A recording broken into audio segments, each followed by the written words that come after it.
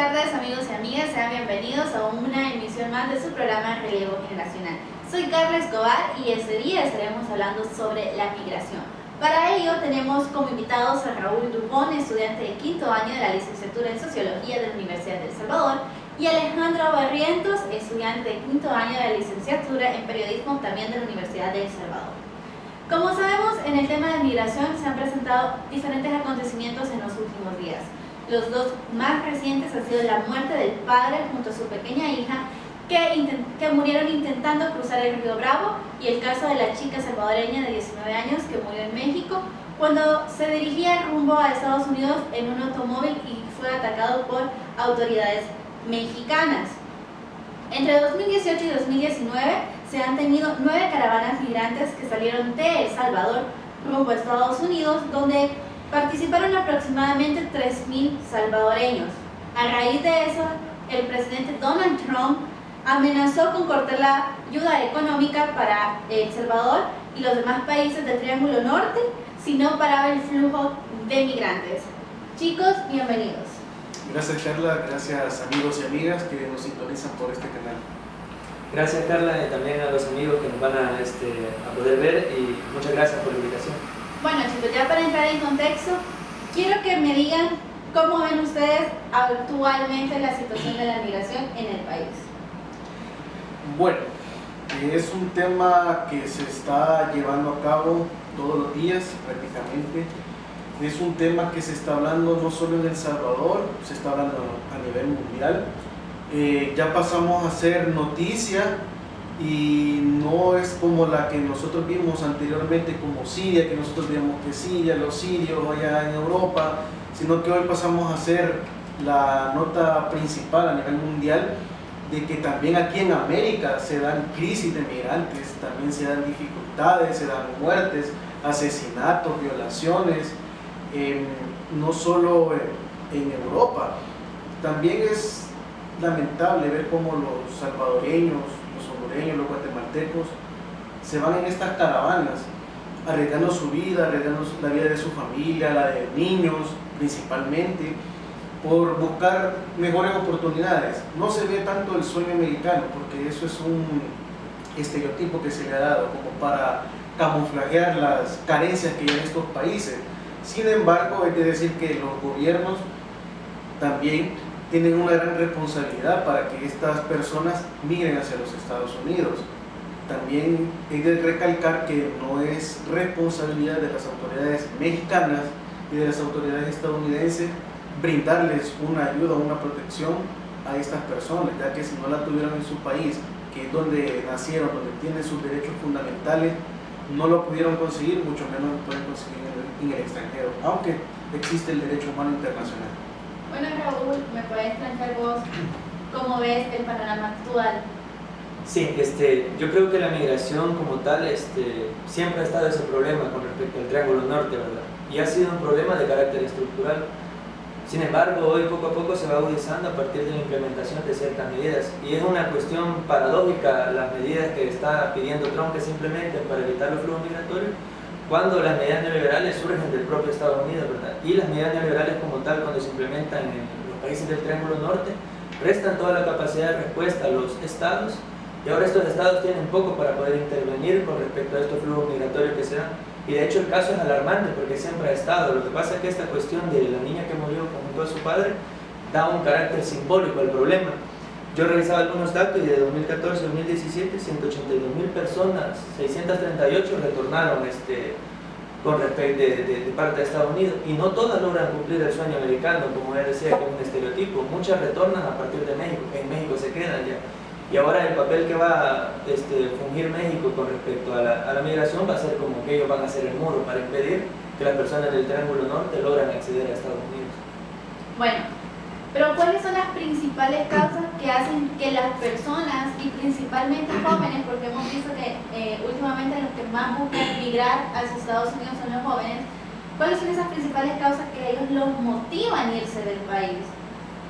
Bueno, las principales causas serían desintegración familiar. Eso hay que decirlo. No es tanto la economía y la seguridad, es la desintegración familiar. un joven al no tener a su padre, a su madre, solo quedarse con los tíos, con los primos, con la abuela, no es lo mismo, ¿verdad? Y eso es muy claro. Yo conozco a muchas personas, tengo amigos de que sus padres se fueron cuando ellos estaban pequeños, tomaron esta acción también de irse ilegalmente a los Estados Unidos, ahora su estatus pues es otro, pero era por lo mismo, es la desintegración familiar. Otro factor claramente es la economía, la falta de empleo, los salarios de los empleos que hay también, porque $300 no alcanza para cubrir las necesidades básicas de una persona, no es únicamente la alimentación. La seguridad, un joven no puede salir a altas horas de la noche, o no puede circular en tal colonia, no puede abordar tal ruta de bus, porque es blanco fácil de los delincuentes. En eso ha fallado mucho el Estado. También el Estado ha fallado, porque otra parte de las migraciones tiene que ver con la carencia de la educación, la salud, la seguridad, como ya lo habíamos mencionado. Si usted va a una unidad de salud, a un hospital, no hay medicinas, están sucios, están sobrepoblados, ¿a usted qué le toca? Mejor busca otra opción. ¿Por qué? Porque pagar un hospital privado en El Salvador, eso es carísimo. Igual en Estados Unidos, en México, pero las condiciones económicas permiten subsanar ese gasto. Educación, aquí lo vemos.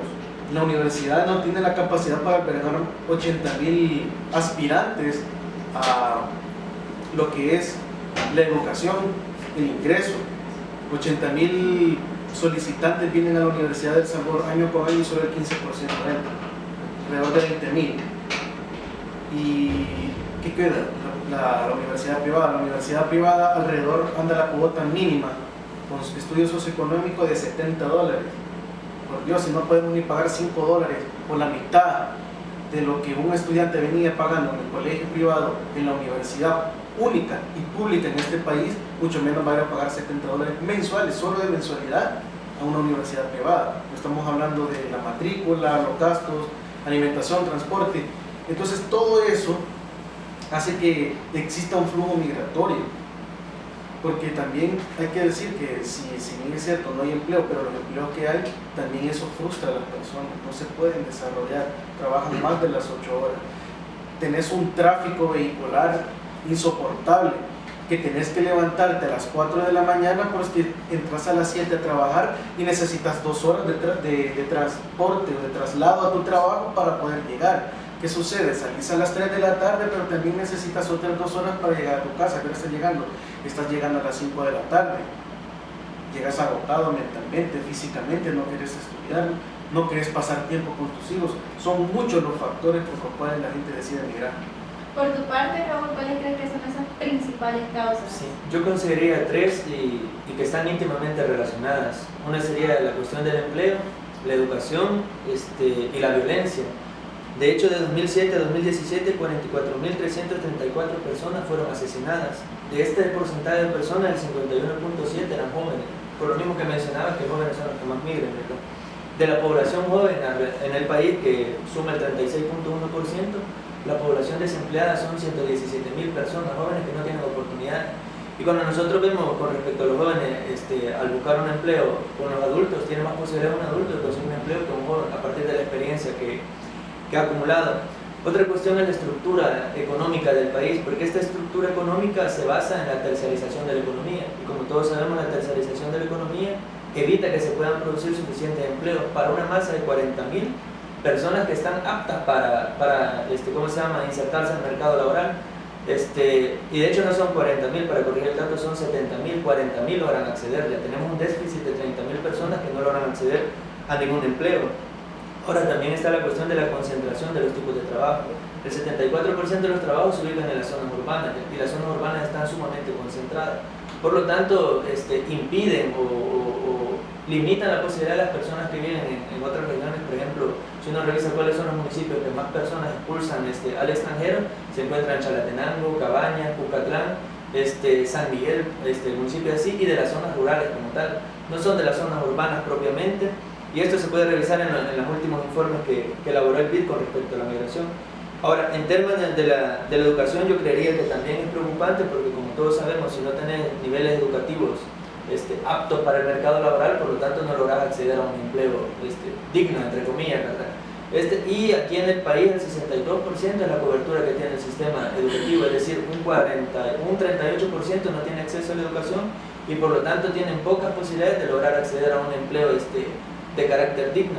Y ahora vienen otras cuestiones mucho más complicadas, por ejemplo, en términos de cómo se desarrollan las cuestiones en el caso de las mujeres y niñas, ¿verdad? Por ejemplo, 21.400 niñas y adolescentes embarazadas solo en el 2016. Esto significa que esas personas ya no tienen que basarse en su proyecto de vida primario, sino que tienen que modificarlo. Y si el padre se hace responsable a partir de las condiciones estructurales del país, lo más probable es que tengan que buscar migrar como tal para lograr acceder a las condiciones mínimas para brindarle a su familia.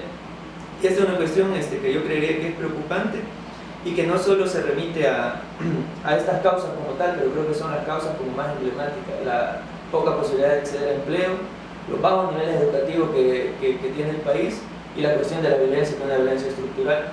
Y este tipo de violencia, si uno revisa también las personas que van a trabajar, según un informe del PNUD, el 48% ha sufrido cualquier tipo de violencia que se puedan imaginar. Las mujeres también sufren tipos de violencia dentro del trabajo, acoso laboral, estas cuestiones, que también vienen y las hacen que busquen otras posibilidades que permitan dignificar el estatus socioeconómico que tienen acá en el país. Bueno, muy interesante, porque la verdad sí, como vos decís, el tema del empleo. Hay muchas personas que salen año con año graduadas de la universidad, no solo de la pública, sino que de las privadas, muy bien preparados, pero a la hora de ir a buscar un trabajo, lo que les piden es hasta 5 años de experiencia. Y o sea, a veces que hay personas que se gradúan muy jóvenes de 23, 24 años, o sea, significa que tuvieron que haber empezado a trabajar desde el bachillerato prácticamente. Entonces ya que hablamos de las causas, ¿cuáles son las consecuencias que nos trae todo eso de que las personas migren hacia Estados Unidos o hacia otros países? Bueno, las consecuencias se va la mano de obra, aunque digan que no hay empleo, que los jóvenes no encuentran empleo, pero se nos está yendo la mano de obra productiva, porque no se nos están yendo personas de 60 años, no se nos están yendo personas de la tercera edad, se nos están yendo los jóvenes, que es la fuerza motora para que este país salga adelante. También otra consecuencia es la desintegración familiar. Queda la esposa, queda la mujer, quedan los niños, el hombre se va, muchas veces nunca se sabe si llega, no se sabe si se quedó en el camino, no se sabe si él se olvidó de la familia. ¿Y qué pasa con estos niños? Crecen sin un padre, sin una familia, sin un hogar, sin condiciones óptimas para una vida digna, se meten a la delincuencia. Aquí estamos hablando de la delincuencia en cualquier ámbito, no solo las pandillas. ¿Cuál es otra consecuencia? Pues no sanciones de Estados Unidos, te recorto la ayuda, te perjudico, pongo restricciones legales para la gente que quiere emigrar de manera legal, los gobiernos quedan mal, el gobierno no sabe qué hacer, se vienen las manifestaciones y podemos hablar un sinfín de consecuencias. La remesa, para los empresarios la remesa es lo mejor que le pasaba a este país, pero el trasfondo de la remesa es lo peor que nos puede estar pasando, porque nos hace dependientes y esa dependencia es perjudicial para la economía del país, porque el 6% de las remesas que ingresan es para consumo, y ese porcentaje se va de regreso a Estados Unidos, porque cuando la persona recibe la remesa lo consume empresas transnacionales, ahí es donde se va de regreso el dinero. ¿Y qué va a pasar cuando Estados Unidos tenga una crisis económica, una recesión? Nosotros salimos afectados porque no hay remesas. Esa es otra consecuencia, la economía se cae. Tenemos una economía demasiado débil porque está sustentada con base a la remesa. Bueno, tomando en cuenta lo que tú decías de las zonas rurales, hay que tomar en cuenta que a finales del siglo XX es cuando El Salvador pasa a ser de un país mayormente rural a empieza a urbanizarse debido a las migraciones también, y es cuando las personas de la zona urbana se empiezan a acomodar también, ya que sus familiares empiezan a enviar las remesas, y entonces esas personas prefieren ya no trabajar la tierra porque dicen, me mandan dinero. Entonces ahí entra lo que dice Alejandro, ya no tenemos quien produzca la tierra, ya no tenemos quien genere y produzca la agricultura, ¿no? Y también con lo de las remesas, vos lo puedes ver en los diferentes pueblitos, que en la estructura de las casas, y poder ver la forma de vida de las personas va cambiando debido a eso.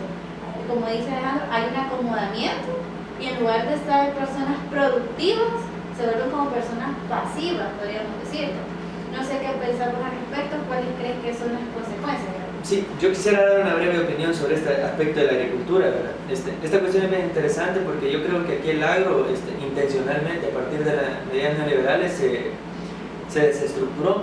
Actualmente el Banco de Fomento Agropecuario tiene una deuda de 400 millones a partir de todos los agricultores que no la pueden pagar por el fenómeno del corredor seco, son los que más endeudados están, no se puede pagar, no se puede pagar esa deuda y por lo tanto no se puede, volver al ciclo productivo como tal.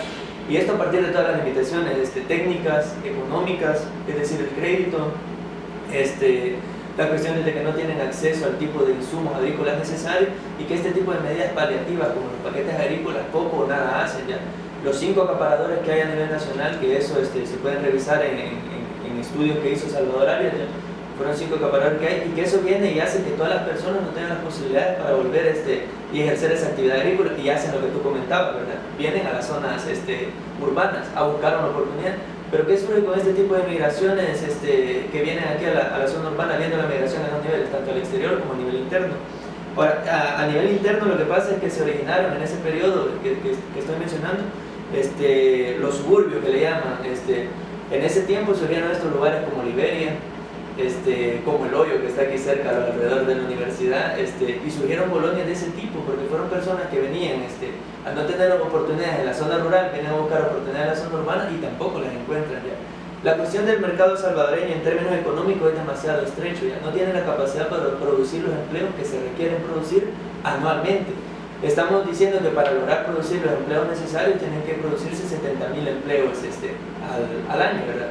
Y el sector terciarizado de la economía, que es lo que nos corresponde a nosotros, no permite ese tipo de producción de empleo y por lo tanto sigue arrojando a las personas al desempleo. Y aquí pudiéramos nosotros venir y hacer una crítica política a las medidas de Trump, porque todos estos problemas estructurales que tiene El Salvador parte también del servilismo de las clases dominantes del país, porque es un servilismo al permitir que se le impongan estas condiciones estructurales que generan estos problemas sociales, y ahora vemos otro tipo de servilismo, ya, te crean los problemas pero ve cómo los solucionan y no tenés la capacidad estatal para poder solucionarlos. Entre las consecuencias yo creería que puede verse de dos aspectos, positivo y negativo, ¿verdad? Yo creo que la desintegración familiar es una de las consecuencias más peligrosas que hay, porque también esto viene y debilita el tejido social. Ahorita actualmente con el gobierno estamos viendo que quieren una reconstrucción del tejido social, ¿verdad? Pero cuando hay desintegración familiar es difícil reconstruir ese tejido social porque significa que tenés que unir a la familia para que logres comenzar a hacer esa reconstrucción. Eso no se está haciendo. Y en términos económicos esta cuestión es mucho más complicada, todas las variables que intervienen. Las remesas superan las exportaciones del país, las remesas superan el presupuesto nacional del país. Por lo tanto significa que la importancia de las remesas como tal es fundamental. Otra cuestión, las remesas aquí son sumamente importantes porque somos un país dolarizado. Por lo tanto, si no hay remesas, ¿de dónde vienen los dólares? Esa cuestión viene y es sumamente importante. Según el último informe socioeconómico de la UCA del 2018, acá en el país tenemos un déficit en dólares de 175 millones de dólares. Y lo que el gobierno está haciendo, lejos de ver cómo solventar esta problemática, es seguir terciarizando la economía. Y al seguir terciarizando la economía, está cerrando las posibilidades de las personas de poder seguir accediendo a empleo. Y esta cuestión es interesante porque las consecuencias que permiten todas estas cuestiones son, primero, lo que estamos viendo, ¿verdad? El auge de la delincuencia, y esto no quiere significar que quiero criminalizar la pobreza, ¿verdad? Pero es una cuestión fundamental. Si nosotros vemos dónde surge el crimen surge en los barrios pobres, ¿verdad? Y esto significa que es una cuestión de lucha entre los pobres, porque lo que se hace el crimen decide en esa estrategia de vida, ¿verdad? Porque es una estrategia de supervivencia, si lo vemos así. La extorsión como fondos que logran recaudar es para eso, para seguir sobreviviendo. Y aquí viene esta cuestión de estas consecuencias, porque las consecuencias de la migración al irse los padres significa que hay una cantidad de jóvenes muy fácil de permearse con la coyuntura actual, y este problema de la delincuencia yo creo que es fundamental, porque si nosotros revisamos cómo comienzan las maras en el país, comienzan de una serie de retornados que que se envían de parte de Estados Unidos acá al país. Estados Unidos lo que hace es se deshace del problema, ¿ya? Se deshace del problema y todos los migrantes que habían llegado a Estados Unidos eran los hijos de la guerra, que le llaman acá, ¿verdad? Se habían ido en pleno conflicto armado para no vivirlo acá y se originan las pandillas allá en Estados Unidos. Entonces, este problema creo que es muy complejo y creo que a nivel estatal se le está apuntando por donde no es, ¿verdad? Entonces, esta cuestión creo que tiene muchas consecuencias, pero me quedaría con esas dos principales, la desintegración familiar y la debilitación del tejido social que hace la migración por sí misma, ¿verdad? No hay que buscarle más ángulos, porque creo que por sí misma la migración debilita el tejido social. Solo mira rápido, Carlita. Yo creo que otra consecuencia sería, y es la más grave, la corrupción. A una migrante, una periodista mexicana la entrevista y le dice: ¿por qué estás migrando si los Estados Unidos le están mandando dinero a tu país para que puedas solventar todas esas necesidades? A lo que le responde la migrante y le dice: yo no he visto ni un 5. Ese es el problema. Los Estados Unidos por años nos han estado ayudando, pero esa ayuda viene y cae a gotas. ¿Por qué? Porque los políticos se roban el dinero. Es así de sencillo. En los Estados Unidos podemos hablar de muchos proyectos, de mucho dinero, e incluso para el periodo de Antonio Saca hubo una discusión en la opinión pública sobre los fondos de Fomilenio 1 que se habían robado cierta cantidad de dinero. Entonces, si la gente no ve el dinero por la corrupción, esa es una consecuencia de migrar. ¿Por qué? Porque no están llegando los servicios, no está llegando la ayuda. ¿De qué le sirve al mundo ayudarle a El Salvador con dinero, con granos básicos, si se los van a estar robando? Entonces, como que no pasará nada. Entonces la migración siempre va a estar. Bueno, hemos mencionado mucho Estados Unidos en esta conversación. Yo les quiero preguntar por qué piensan que las personas siempre buscan como el único país para emigrar Estados Unidos. Yo en lo personal siento que lo pintan como un país de ensueño, ¿verdad? Que ahí todo es perfecto, que ahí no hay violencia, que ahí no hay desempleo, pero quiera sí o no, esos problemas los tienen todos los países, tal vez a menor escala o no lo visibilizan tanto, y por eso la mayoría de personas quizás no se dan cuenta, pero esos problemas siempre están en Estados Unidos. Pero ¿por qué las personas insisten en que en Estados Unidos van a encontrar mejores oportunidades, en Estados Unidos van a obtener mejores empleos, que para allá toda su situación va a mejorar? ¿Por qué será este pensamiento? Mira, primero porque está cerca, está a 5.000 kilómetros, está cerca. Segundo, porque los productos culturales que más consumimos en este país vienen de Estados Unidos. Películas de Hollywood, series, ropa, comercio, entretenimiento, salud, transporte, podemos hablar de un sinfín. Pero también te puedes preguntar, pero también consumimos productos culturales mexicanos, que también está más cerca todavía. Sí, pero los productos culturales mexicanos, ellos hacen una parodia de la realidad de su país. Al ver la parodia que ellos realizan, tú te das cuenta, no hombre, si estos están demostrando o queriendo mostrar al mundo que la situación de ellos es igual o peor incluso que la mía, no me voy a quedar aquí. Pero ¿qué te ofrece Hollywood? Te ofrece Superman, te ofrece Jackie Chan, te ofrece de millonarios. Entonces la gente ve eso y se deja engañar por la vista y se va arriesgándose. Tú puedes ver el ejemplo de Italia, porque los productos culturales que estas personas consumen son italianos. Entonces, claro, las personas buscan Italia, no buscan España, no buscan Rusia, no buscan Alemania, sino que buscan donde la mayor concentración de productos culturales que ellos consumen. Así de sencillo. Claro, la ventaja que nosotros tenemos es que no podemos ir por tierra. Ellos lamentablemente tienen que cruzarse un océano, un pedacito de mar, y es más complicado para ellos. Nosotros tenemos tierra, tenemos aire, tenemos agua, pero igual es difícil. Y lo recomendable es que no hacerlo. Sé que suena fácil decirlo, pero para algunas situaciones es muy complicado. Pero yo lo que lo veo es lo principal es eso, los productos culturales. Y para vos, Raúl, ¿por qué crees que es ese pensamiento en la mayoría de personas? Sí, yo creo que eso tiene bastante componente ideológico, como bien mencionaba él. Todo eso es una cuestión de componentes ideológicos, pero creo que también tiene que ver con relaciones históricas. Las relaciones históricas de El Salvador con respecto a Estados Unidos ya llevan más de un siglo. Comienza luego de la independencia y que se logran quitar el yugo de Gran Bretaña. Pero también yo considero que es una cuestión de sopesar, ¿verdad? De sopesar, porque sí logran conseguir empleo, quizás no mejores, pero sí mejor remunerados, ¿ya? Eso es fundamental para lograr esa cuestión. Pero yo me pongo en esa perspectiva, ¿verdad? Eso es jugársela toda, emigrar, y el jugársela toda significa que el pasar México implica muchas cuestiones, ¿ya? Implica que la mayoría de mujeres que pasan por México son violadas, son mutiladas, tienen que hacerlas de mulas para pasar cocaína de los carteles por medio de la frontera.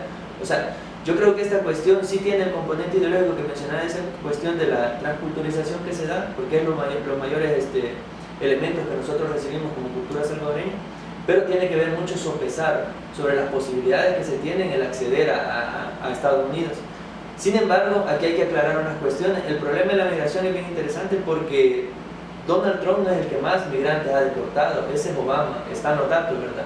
Lo que pasa es que Obama no hizo mucho escándalo y no se había hecho todo ¿cómo se llama? Todo este aparataje que hasta cierto punto es, no sé, como para denigrar las posibilidades de Donald Trump de volver a reelegirse.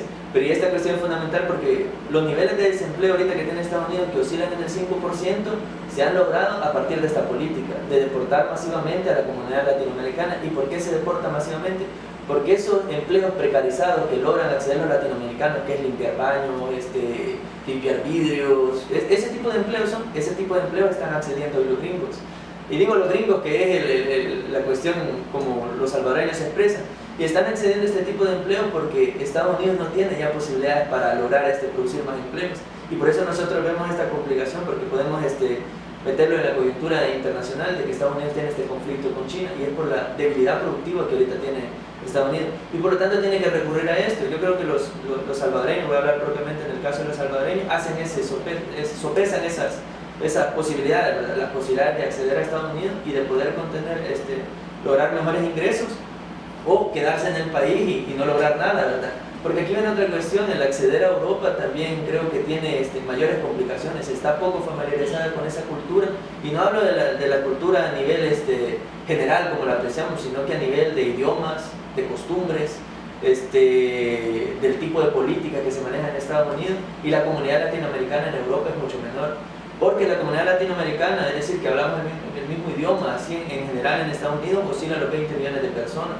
Es decir, ahí, para bien o para mal, lográs conseguir lazos de solidaridad, lazos de apoyo. Y por eso te mencionaba que era un problema histórico.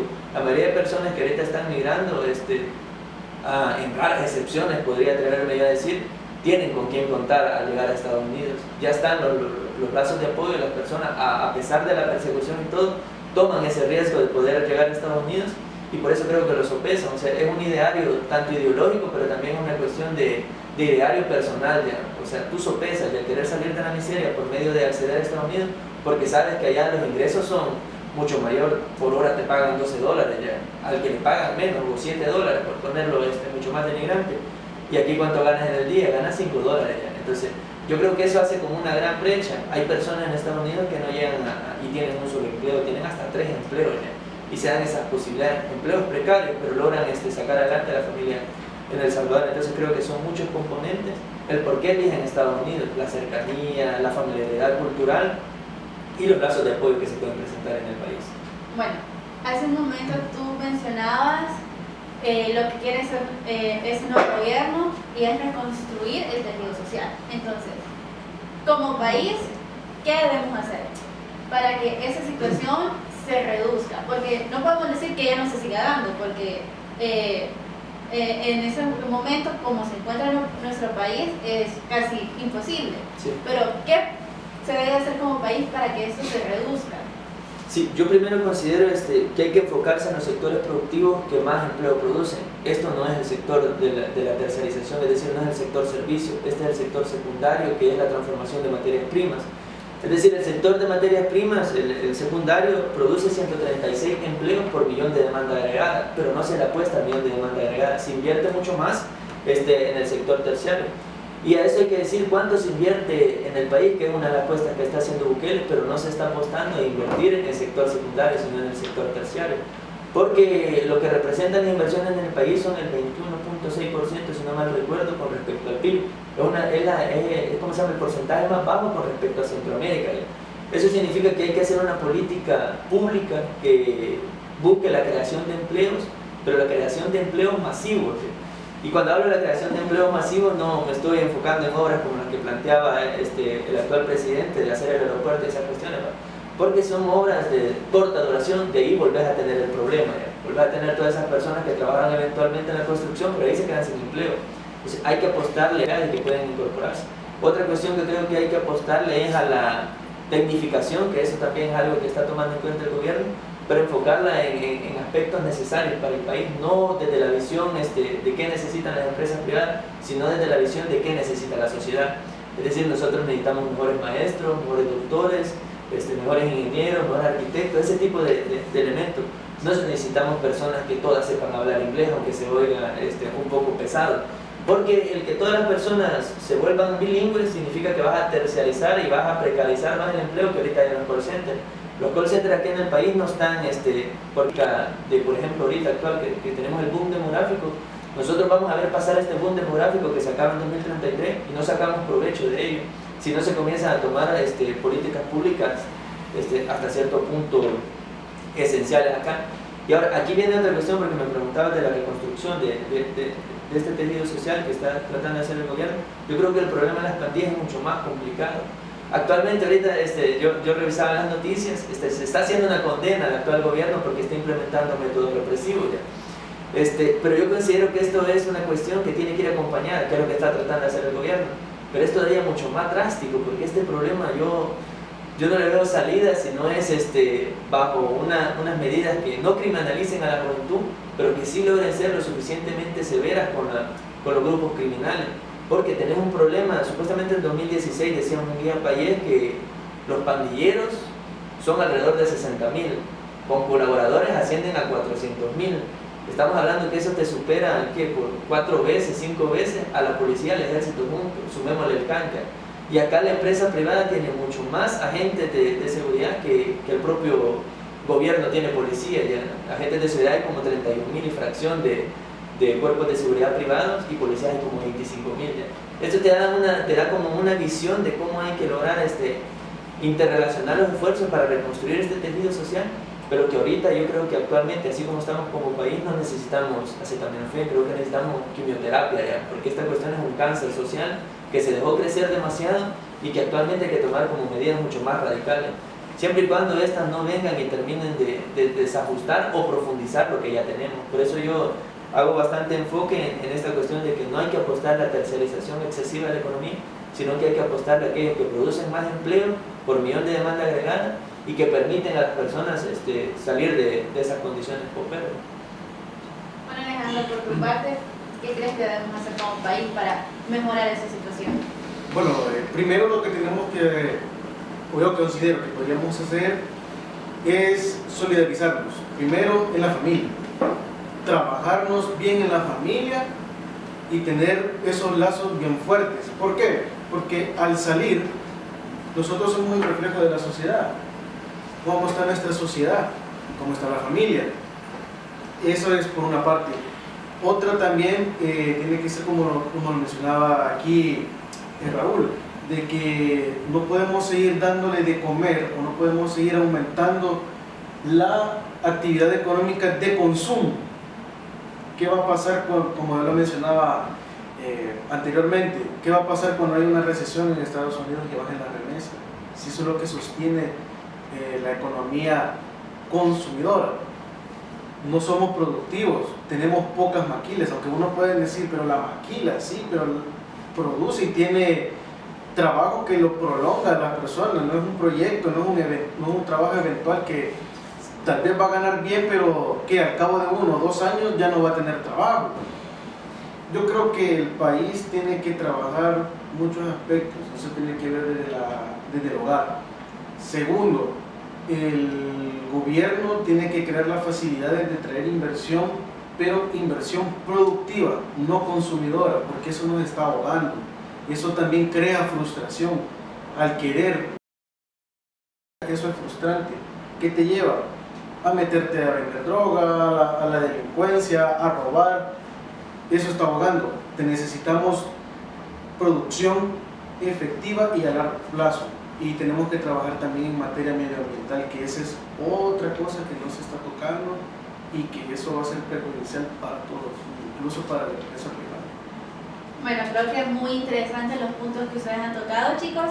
Bueno, ya para terminar, me gustaría que den unas reflexiones finales cada uno. Raúl. Sí, sobre esta problemática, sí. Yo considero que hoy actualmente hay que hacerle una apuesta y una presión al gobierno de turno a que no implemente medidas que van a afectar más, porque van a profundizar más esas estructuras que generan esta problemática. A esto me refiero, como lo hemos venido hablando, no seguir terciarizando la economía, ¿sí? Hay que hacer presión en ese aspecto de que no se siga terciarizando la economía.